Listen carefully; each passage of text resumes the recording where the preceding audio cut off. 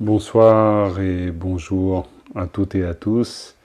Alors merci d'être là, même si une fois n'est pas coutume, j'enregistre avant que nous soyons ensemble. Et en même temps, j'ai quand même le sentiment que nous sommes là ensemble.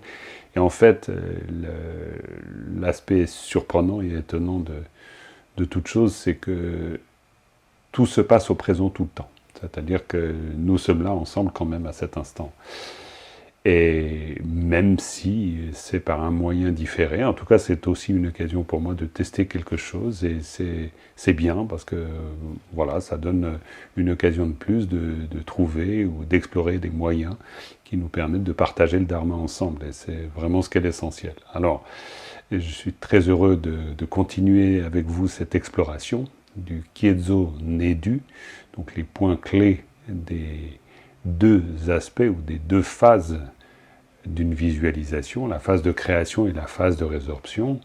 On a souvent eu l'occasion de le voir ensemble, mais c'est un texte composé par Jongum Kongtrul au XIXe siècle et qui nous permet de clarifier petit à petit, de clarifier tous les éléments de ce chemin profond qu'est le chemin des tantras, on peut dire, mais qui est surtout ce chemin que nous abordons quand on fait des pratiques comme celle de Chenrezig, et qui, sous ces aspects, alors plus ou moins faciles, parce que c'est pas toujours très simple de réciter en tibétain des choses qu'on comprend pas complètement, mais en fait, petit à petit, on peut se rendre compte aussi que nous sommes là en train de toucher des moyens très profonds.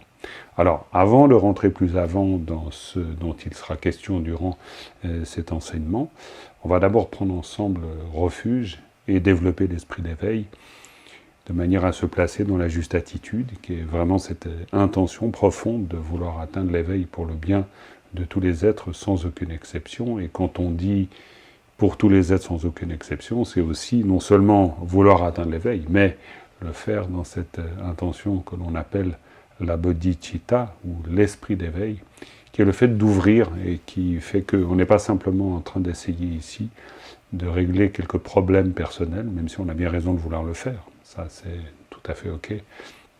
Mais là, dans la perspective qui est la nôtre, on est en train de vouloir, on pourrait dire, on est plus ambitieux que cela. C'est-à-dire qu'on veut pouvoir mettre un terme, ultimement, à la souffrance en atteignant, en réalisant l'éveil, et faire en sorte que tous, sans aucune exception, puissent y parvenir, et que l'on puisse aussi aider tous les êtres à y parvenir. Donc voilà l'objectif profond qui est contenu dans cette prière, qui nous place, qu'on soit bouddhiste ou pas, mais qui nous place dans cette disposition de l'esprit un peu particulière et qui nous ouvre à la dimension que l'on va partager ensemble et qui nous est transmise et donnée donc par l'enseignement de Jongom Kongtrul et auquel on réfléchit, autant vous que moi, hein, je le rappelle toujours, mais je pense que c'est vraiment très clair que nous sommes tous engagés dans ce processus de réflexion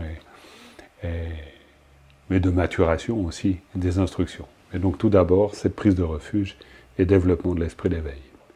O sangye jodong tsoge jonam chancho parado dane jamsoji dage jinso ge be sunam ke Drola benjre sange drombajo Simjin tamje deva tang deve ju tang den barai juruj Dongal ge ju tang drvarai juruj Dongal mebe deva tang ba tang men drvarai juruj Nyering cha tang tang chalve tang nyum chen pola ne parai juruj.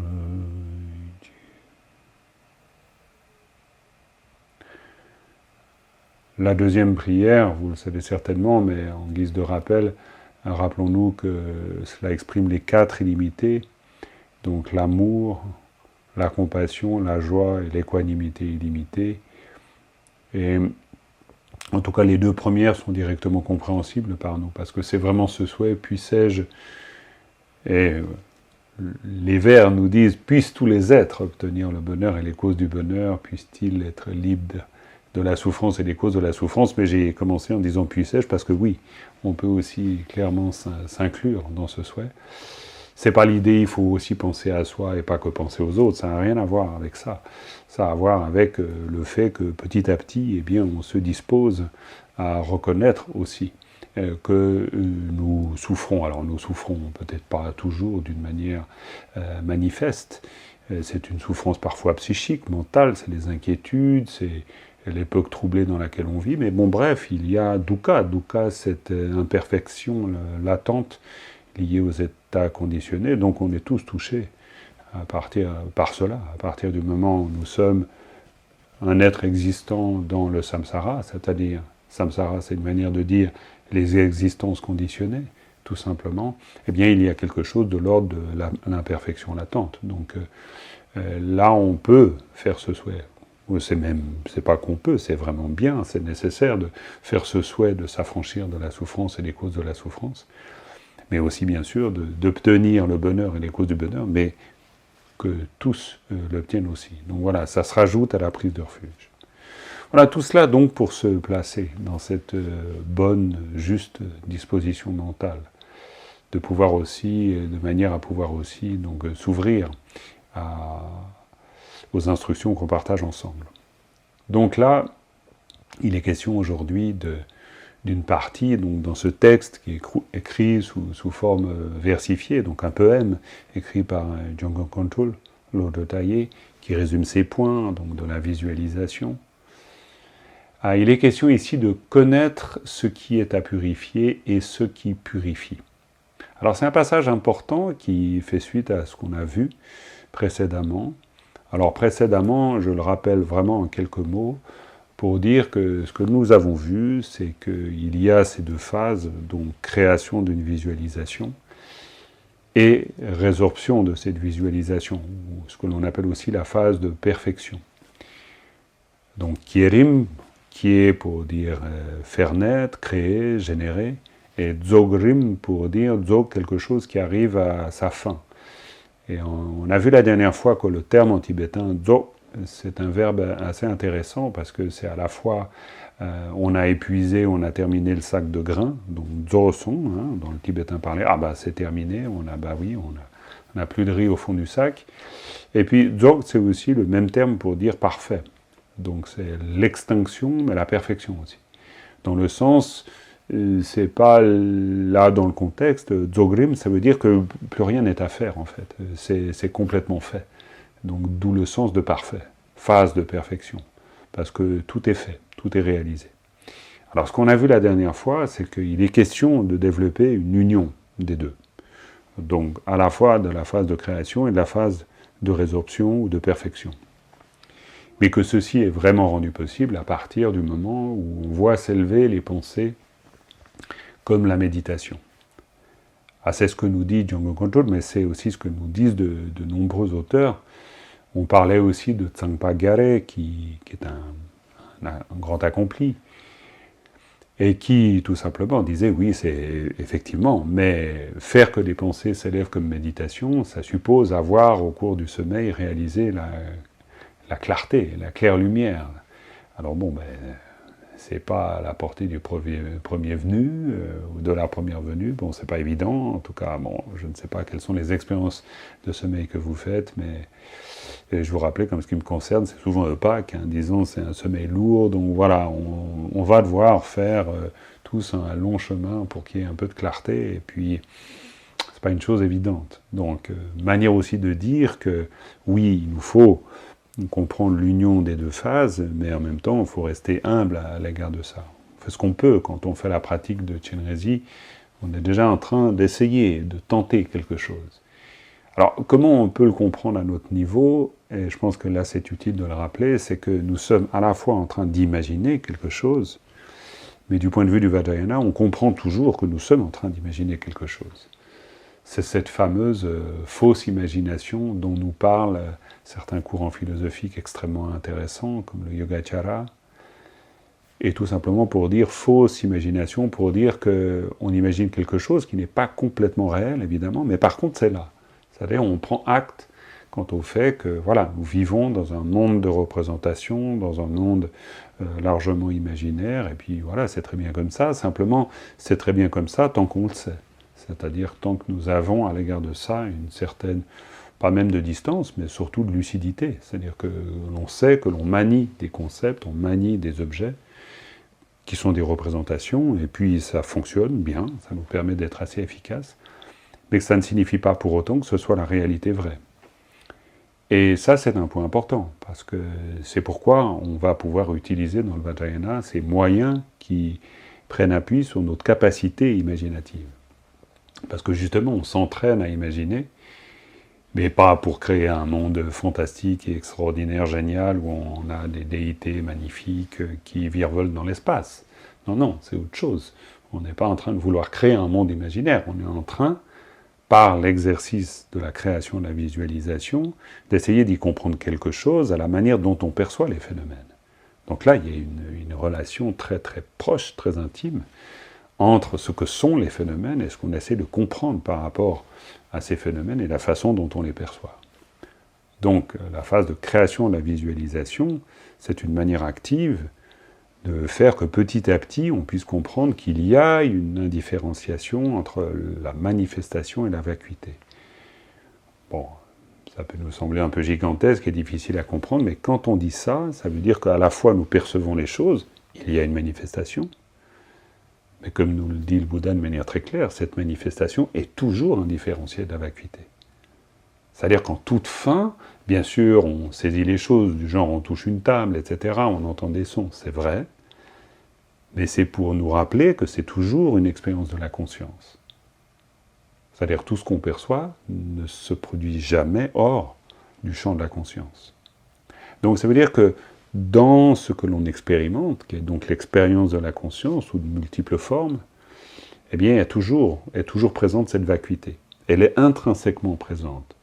C'est aussi ce que l'on indique en parlant d'union, c'est-à-dire que les deux sont toujours en union.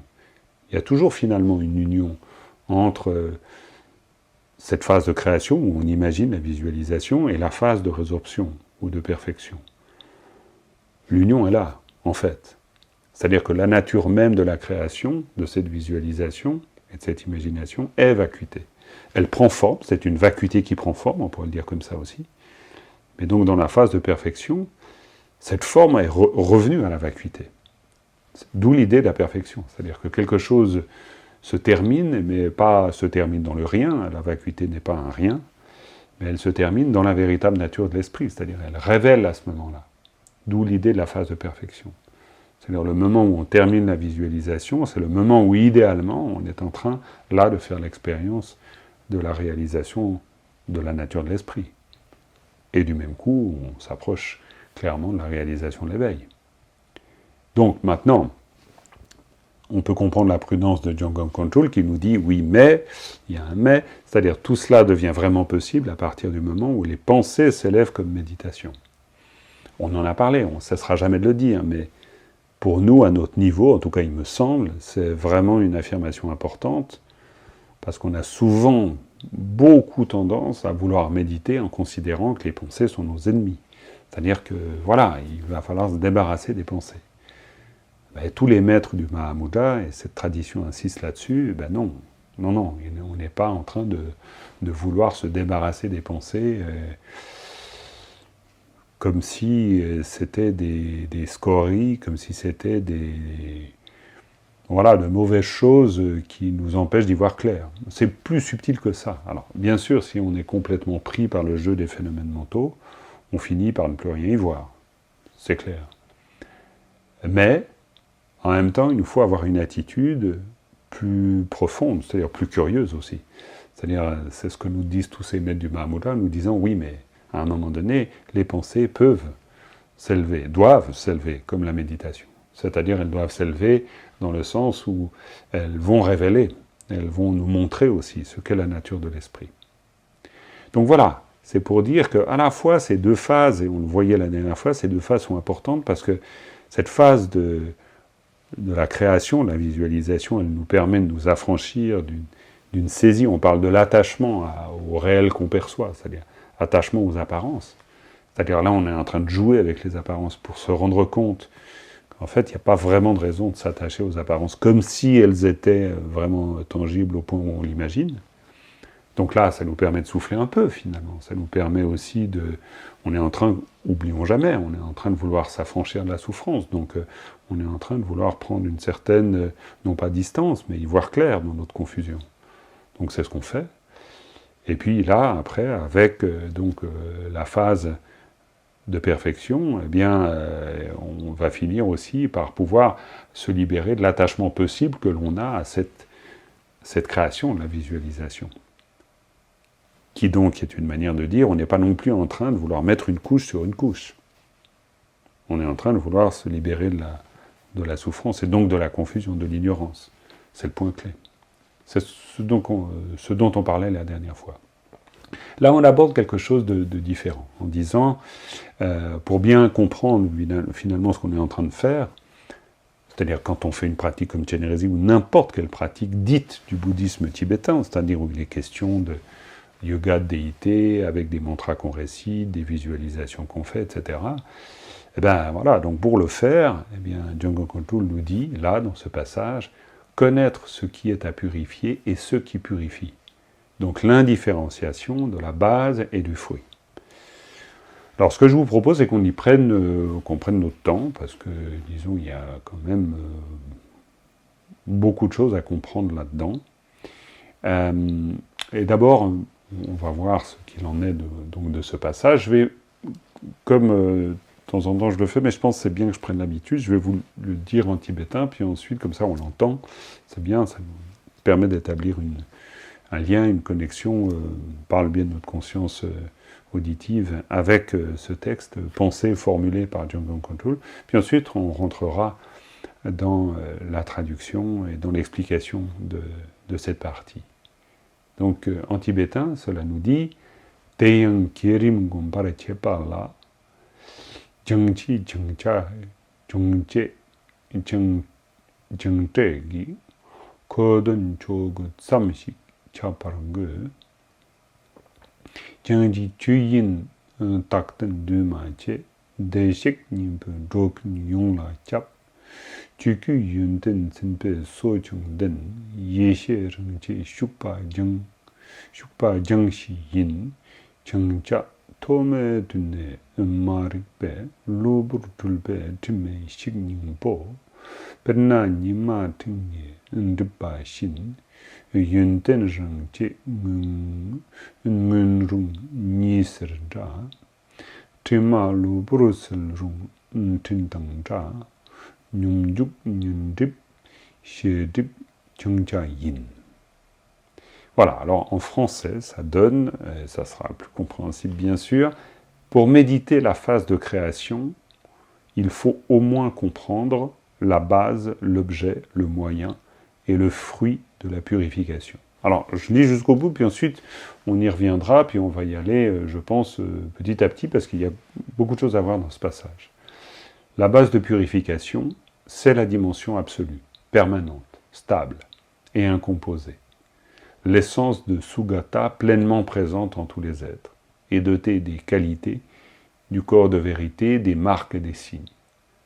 La présence de la sagesse primordiale et de ses attributs, voilà la base de purification.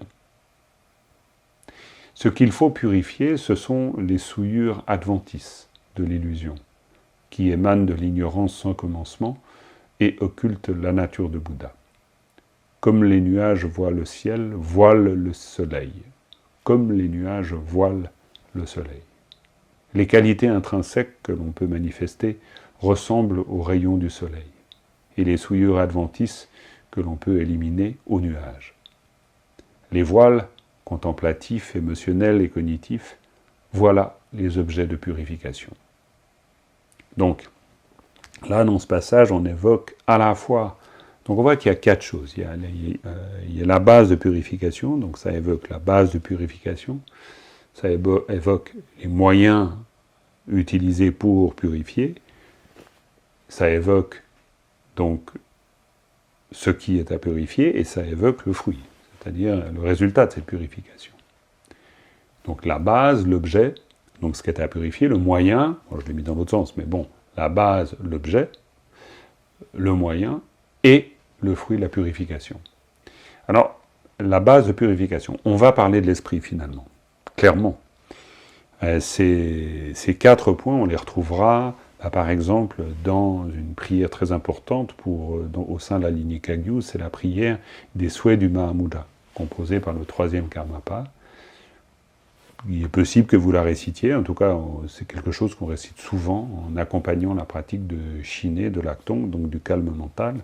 Donc on la retrouve là, la mention en tout cas de ces 4 points, la base, l'objet, le moyen, le fruit.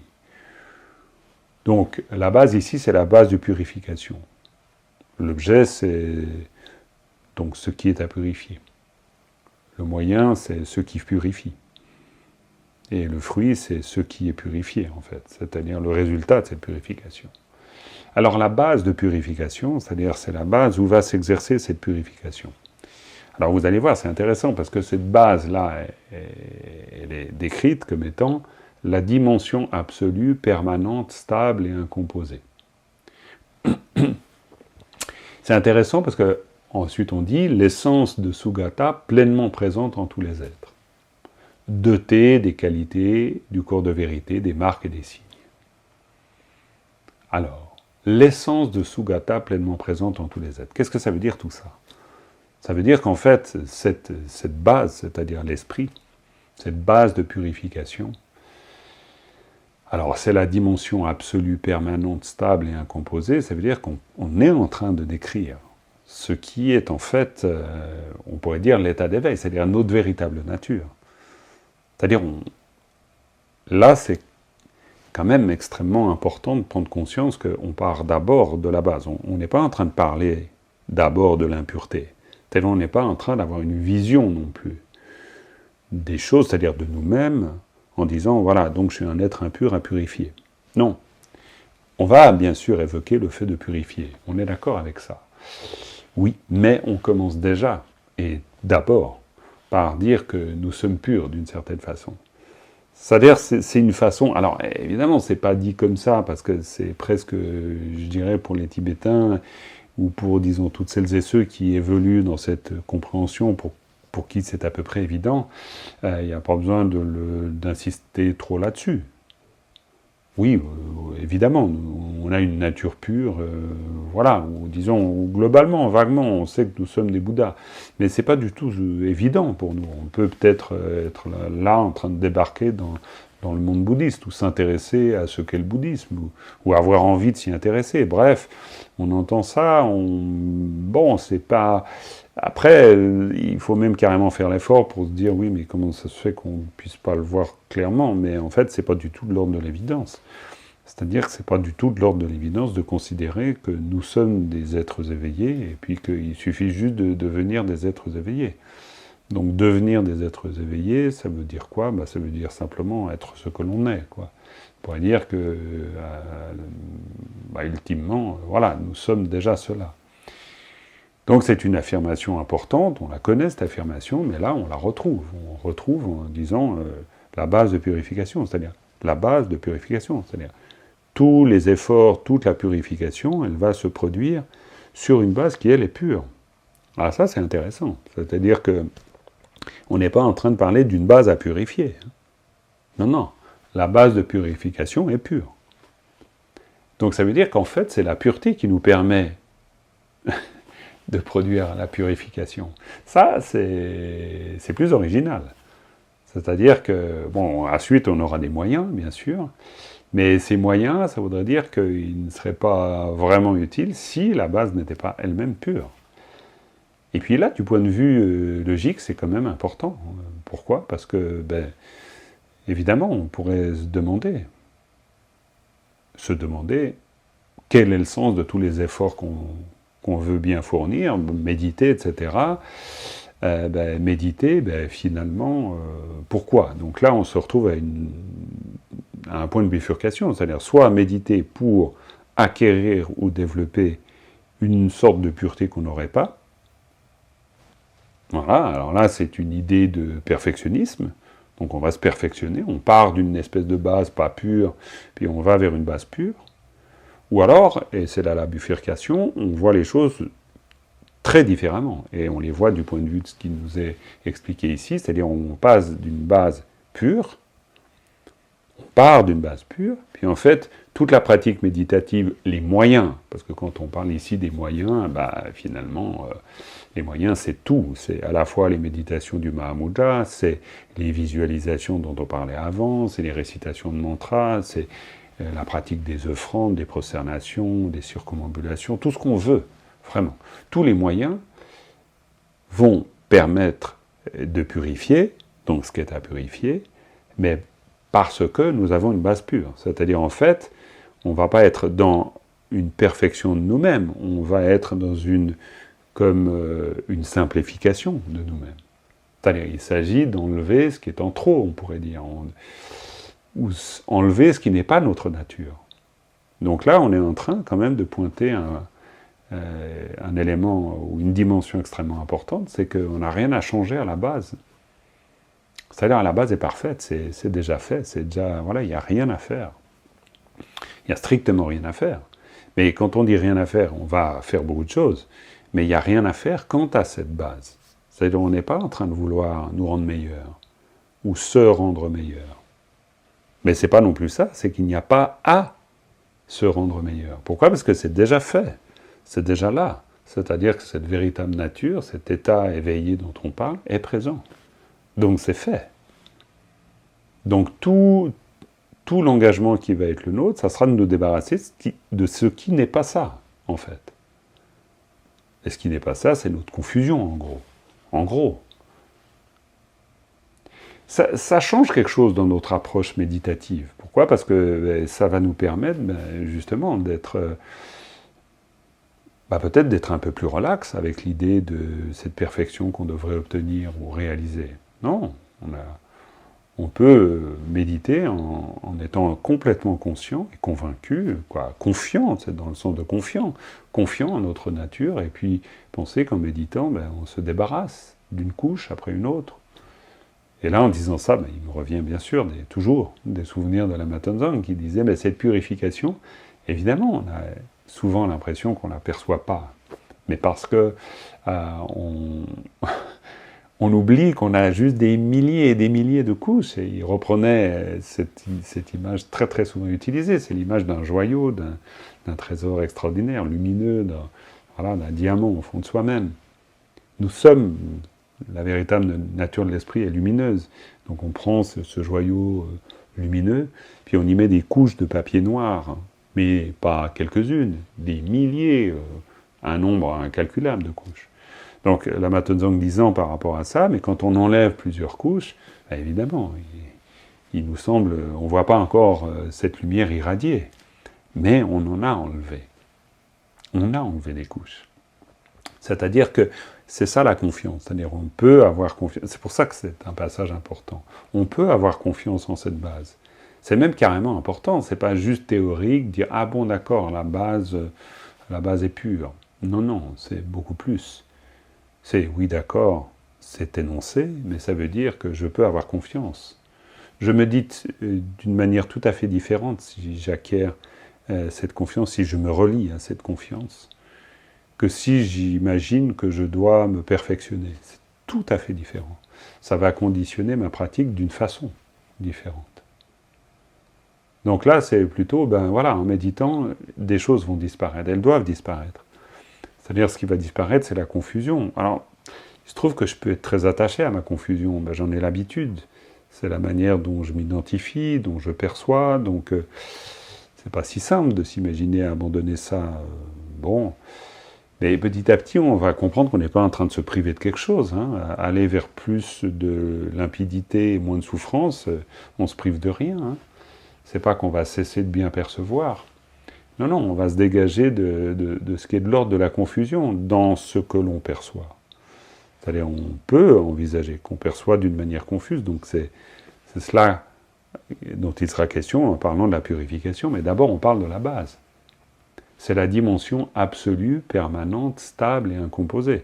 Donc là, on voit les termes absolue, permanente, stable et incomposée. On est en train de décrire l'éveil. Donc permanente, Avec le bouddhisme qui nous parle sans arrêt d'impermanence, on se dit, attends, voilà, permanence, impermanence, comment ça s'articule? Ça s'articule, on pourrait dire d'une manière assez simple, c'est-à-dire pour dire que ce qui est fondamentalement permanent, c'est ce qui est incomposé. Là, ça nous fait revenir à ce qu'on appelle le premier sceau du Dharma, qui nous dit « Tutie tamtie mitakpao », c'est-à-dire tout ce qui est composé est impermanent. Ça, c'est le Bouddha dans les enseignements les plus anciens, dont on a mémoire aujourd'hui, mais qui ont été donnés et qui sont une des marques de l'existence, en fait. Tout ce qui est composé est impermanent. Ça veut dire tout ce qui est construit, tout ce qui est élaboré est impermanent. Pourquoi? Parce que c'est un assemblage de quelque chose. Si c'est un assemblage, c'est impermanent. Alors c'est pas forcément grave que les choses soient impermanentes, simplement c'est impermanent. Si c'était impermanent, ça voudrait dire que, donc si cette base, si cette nature de l'esprit était impermanente, ce serait beaucoup plus compliqué d'avoir confiance, de pouvoir affirmer cette véritable nature. Donc du coup aussi, on serait forcément conditionné à vouloir obtenir quelque chose, c'est-à-dire élaborer quelque chose. Et c'est pas le but du jeu. Donc si les choses, si les phénomènes, ou plutôt si cette nature était composée, il faudrait donc que l'on participe à cette composition de cette nature. Mais participer à la composition de cette nature, c'est la rendre fragile aussi. C'est la rendre éphémère, c'est la rendre imparfaite. Donc là, on est en train de dire, elle est incomposée. Elle est stable. Donc cette base, elle est incomposée. Et donc du coup aussi, elle est permanente. Pas permanente parce qu'elle est solide. Là, il faut se méfier aussi. On n'est pas en train de dire, ça sera on pourrait dire la difficulté de l'exercice. C'est-à-dire, c'est à la fois affirmer cette confiance en cette base, qui est la nature de l'esprit, mais en même temps, ne pas non plus en faire un objet. Et là, c'est forcément pas simple, parce qu'on a forcément tendance, en employant ces termes, absolue, permanente, stable et incomposée, on a tendance à se dire, alors ok, c'est bon, on y est, quoi, voilà, c'est ça. Non, là, on est dans une approche pédagogique, il ne faut vraiment pas oublier ça, donc on peut toujours se souvenir, écoute, réflexion, méditation. Alors, on est dans une représentation, on n'est pas... Oui, c'est absolu, permanent, stable et inconditionné, mais certainement pas, ou incomposé, mais certainement pas comme on est en train, là, d'investir les mots. Parce que pour nous, quand on dit quelque chose qui est permanent, c'est du genre la dalle de béton, quoi. C'est permanent, c'est solide, c'est vraiment là, etc. Donc là, non, on n'est pas en train de vouloir réifier, c'est-à-dire de vouloir faire que cette nature de Bouddha soit un objet qu'on pourrait circonscrire, qu'on pourrait toucher du doigt, qu'on pourrait tenir, comme une espèce d'absolu, ça c'est vraiment vrai. Non, non. Là, on est juste en train d'essayer de dire les choses. Mais on essaye de dire les choses pour essayer de comprendre que, justement, c'est pas tout à fait comme on l'envisage. C'est-à-dire que c'est permanent et incomposé, dans le sens, c'est pas construit. Une plaque de béton, une dalle en béton, une maison de pierre, c'est construit. C'est très très solide, c'est très stable, ça va durer des siècles, mais c'est composé. Donc là, on est en train de parler de quelque chose de solide, mais incomposé. Donc, il faut évidemment rajouter le incomposé pour comprendre que cette solidité, cette stabilité dont on parle, c'est pas comme une pierre, c'est-à-dire c'est pas comme un objet tangible. Mais l'idée d'incomposé, c'est important parce qu'on prend contact aussi avec cette base. Cette base, oublions-le pas, là la base de purification. Tout ça va nous être extrêmement utile pour savoir, en fait, c'est un peu comme si on est en train là d'aborder le point le point ou le passage qui nous dit pourquoi fait-on tout ça? C'est-à-dire que finalement, ces moyens du Vajrayana avec les visualisations, etc., à quoi ça nous sert? Très bien, visualiser des jolies choses, ça peut être intéressant, mais pas que ça ne va pas suffire. Donc là, on est en train de rentrer dans quelque chose de plus presque profond. C'est-à-dire où il est question vraiment de la nature de l'esprit, et donc de cette base-là. Donc tous les moyens mis en place vont nous permettre de réaliser cette base. Et puis, je parlais de la confiance, je pense qu'il ne faut pas passer trop vite à autre chose. C'est-à-dire que quand on dit c'est l'essence de Sugata pleinement présente en tous les êtres, ça, c'est aussi une affirmation qui vaut la peine de souligner. Sugata, c'est Teishin Chekpa, Teishin Chekpe Ningpo. Bon, bref, c'est la nature de Bouddha. Teishin Chekpa, c'est les Tathagata. Donc là, on est en train de parler du Tathagata Garba, qui est vraiment la nature de Bouddha.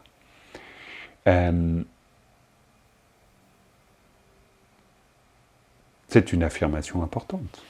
C'est-à-dire que nous avons, alors le Tathagata Garba peut être compris comme le potentiel de l'éveil, peut être compris comme Garba le germe, quoi. Bon, voilà, il y a beaucoup de discours là autour, mais c'est dire,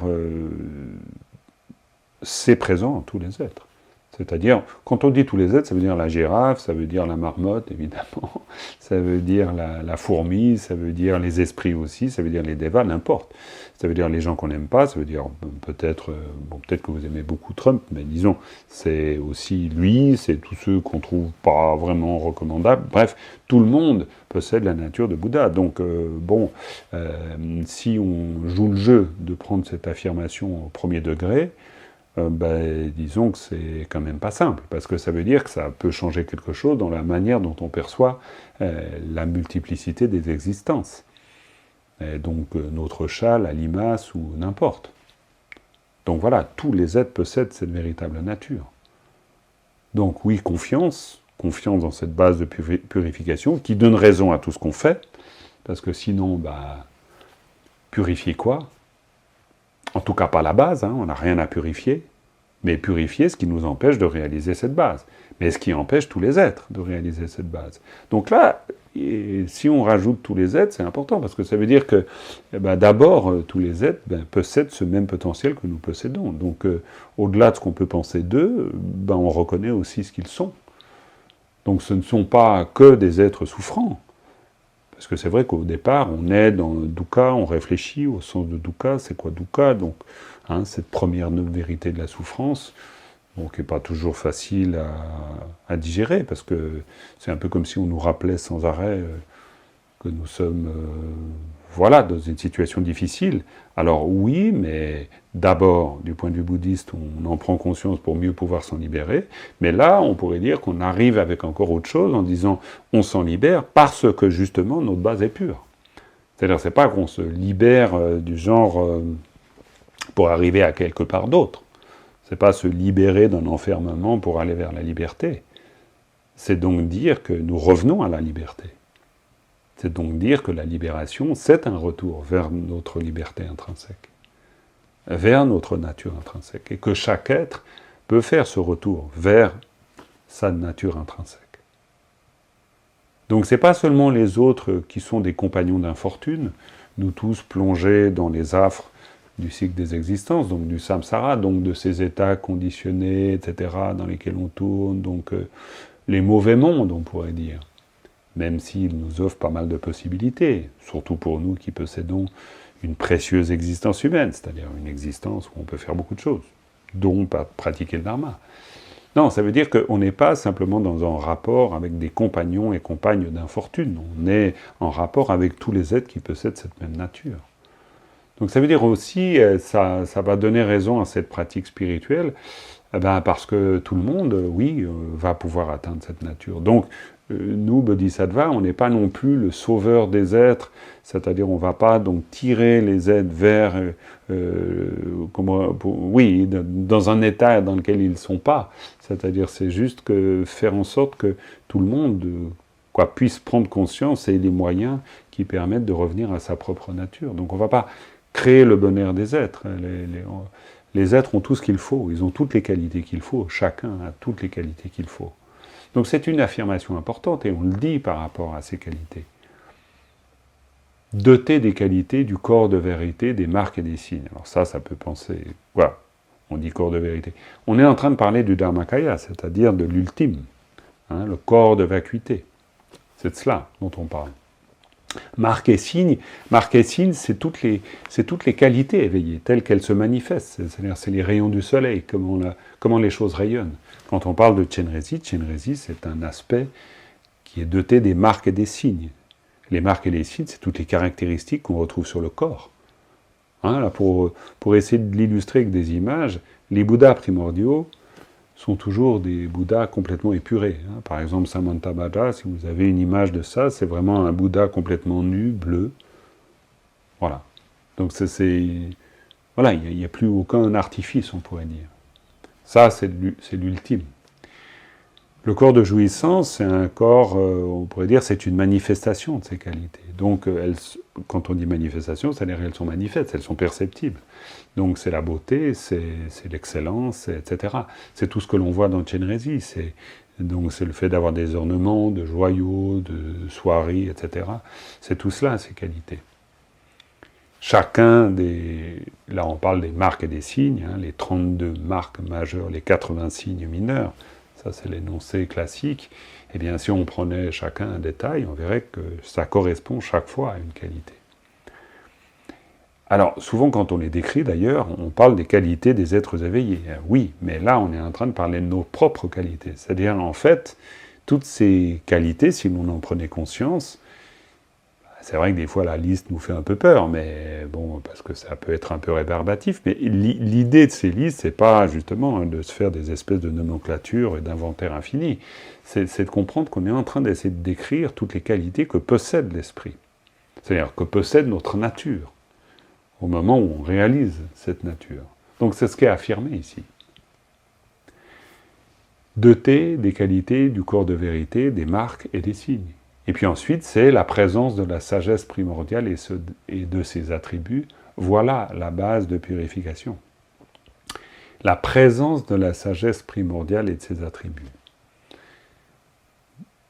Là, une fois de plus, je dis une fois de plus parce que c'est souvent quelque chose qui revient dans le Dharma et encore plus dans le Vajrayana, c'est de dire la clarté est dans la confusion. Hein.